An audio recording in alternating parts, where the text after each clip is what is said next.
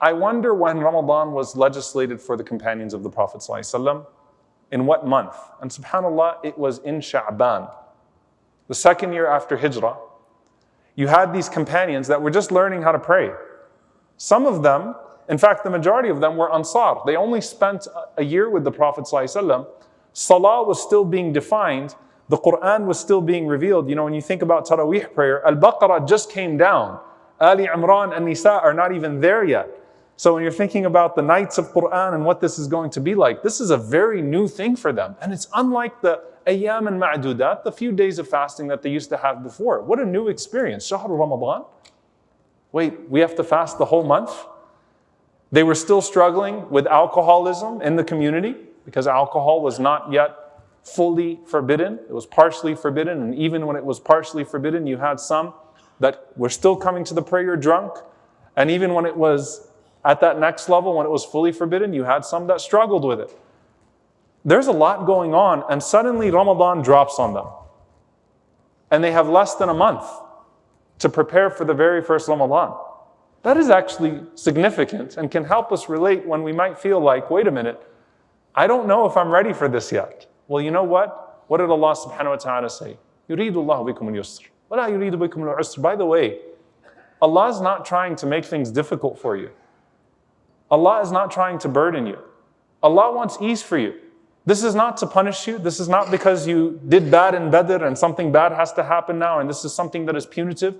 Just like مَا أَنزَلْنَا عَلَيْكَ الْقُرْآنَ لِتَشْقَى. The Quran was not sent down to cause you stress. Salah was not sent down to be this burdensome obligation, but to be a sila, a connection with Allah subhanahu wa ta'ala.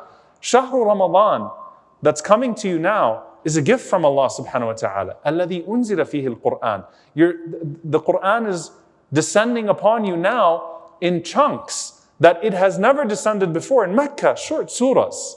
Suddenly the Quran is coming down in pages upon pages upon pages. Long surahs are descending. This is the month in which the Quran was initiated. الَّذِي أُنزِلَ فِيهِ الْقُرْآنِ. And you have a chance to get closer to your Lord than you've ever been before. Do not look at this as some sort of burden. Do not look at this as something that you're not going to be able to do. They were not used to fasting. They were not used to fasting. They had a day or two or some days before, but they were not used to this idea of fasting in succession. And so once you sort of take a step back and first and foremost look at Ramadan like a gift from Allah subhanahu wa ta'ala that is actually here with immense mercy, then you approach it differently. And as you read about the Salaf and you read about the pious predecessors, you know what you don't find from them? You don't find that they were very stressed out in Ramadan, which I've noticed over the years, and I'm guilty of it. Sometimes you know the stories, you know their stories, you know the goals they had, them meeting their goals, you're starting to fall short, and it's beginning and you feel like it's slipping very quickly, or you weren't prepared for it, you weren't ready, and you get stressed out. They weren't stressed in Ramadan. Ramadan was go time.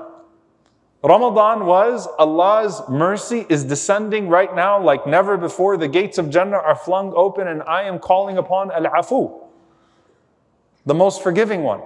It's time to go with whatever I have right now. It's not time to think about what I wasn't prepared for or how much Quran I did not read before Ramadan or the fasting none of that is relevant at this point. It's Allahu Akbar, Ramadan is here. Let me do what I can. Let me pace myself now that the month has started in ways that are going to give me the full benefit of the month.